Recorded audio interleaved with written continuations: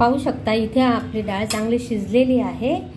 आपण आता ते कुकरमधनं बाहेर काढून घेऊया। हे बघा इथे पाहू शकता आपली डाळ चांगली शिजलेली आहे।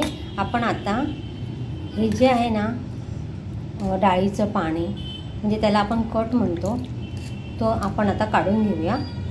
म्हणजे गाळणीमध्ये आता आपण ही डाळ गाळून घेऊया।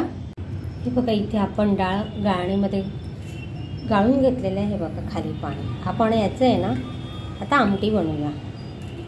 पहिले आमटी बनवून घेऊया नंतर आपण पुरण वाटूया। हे बघा इथे कढई ठेवली आहे मी। जे आपलं आहे ना ती आपल्याला ह्यामध्ये घालायची आहे आणि आपल्याला हे सुकं करून घ्यायचं आहे गूळ घालून। म्हणजे आपल्याला पुरण तयार करायचं आहे। डाळ पुरणाची आपल्याला शिजवायची असेल ना तर त्यावेळेला 1-2 तास ना डाळ भिजत घालायची म्हणजे ती लवकर कुकरमध्ये शिजल्या जाते।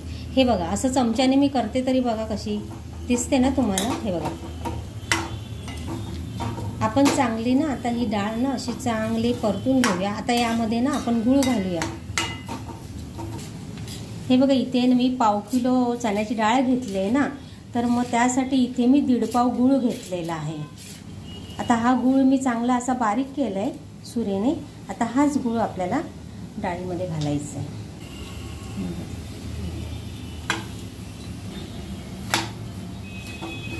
हे सर्व आपल्याला ना मिक्स करून घ्यायचं आणि हे सर्व असं सुक्क करायचं आहे। अजिबात इथे पाणी ठेवायचं नाही आहे।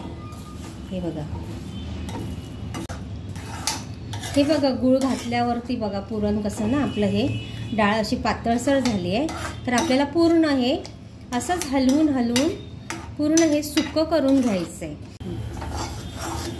हे बघा इथे आता आपलं कसं पुरण मस्तपैकी बघा सुकायला आलंय।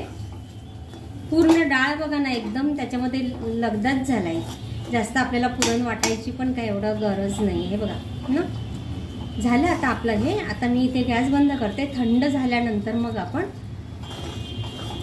सुरुवात करूया पुरण। हे बघा इथे ही जायफळ, वेलची आणि सुंठ। ह्याच्यामध्ये मी वेलची पूड आणि जायफळ आणि सुंठची पावडर घातली आहे। हे बघा इथे आता सर्व आपलं हे मिक्स झालेलं आहे। मी इथे ही अशी जाळी घेतलेली आहे गाळण। पण त्यामुळे हे मॅशर आहे, मॅशर आहे त्याने आपण असं मॅश करूया म्हणजे मग ते मऊसूत असं पुरण खाली पडतं।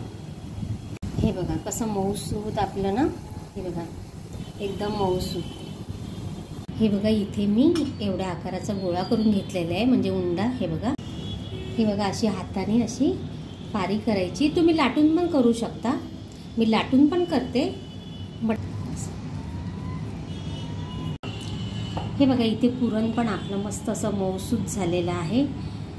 आता इथे आपण हे बघा यामध्ये असं भरायचं असं आणि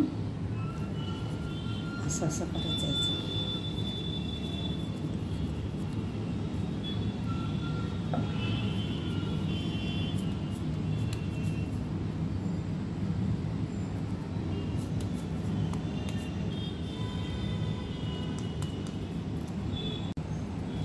पीठ घ्यायचं। मी गव्हाचं पीठ घेतलेलं आहे। तांदळाचं पण पीठ घेतात कारण तांदळाच्या पिठाने कसं ती पुरणपोळी अशी सरसर करून ना लाटल्या जाते म्हणून तांदळाचं पण पीठ घेऊ शकता असं काही नाही। हे मी ते गव्हाचंच घेतलेलं आहे।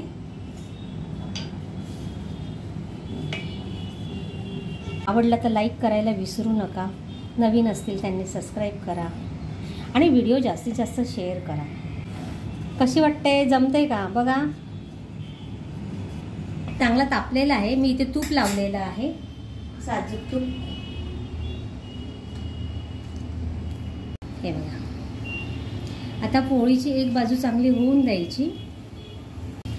तूप तुम्हाला कमी जास्त आवडत असेल त्याप्रमाणे तुम्ही तूप लावू शकता। हे बघा इथे आपली एक बाजू चांगली अशी झालेली आहे। हे बघा वाव बघा वाव किती मस्त ना सुंदर।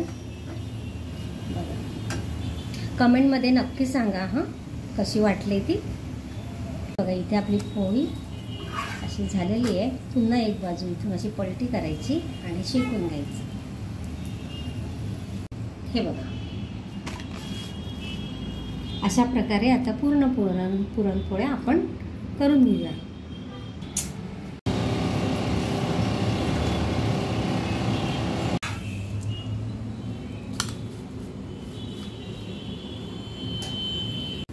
व्हिडिओला एक लाईक, शेअर, कमेंट करायला विसरू नका.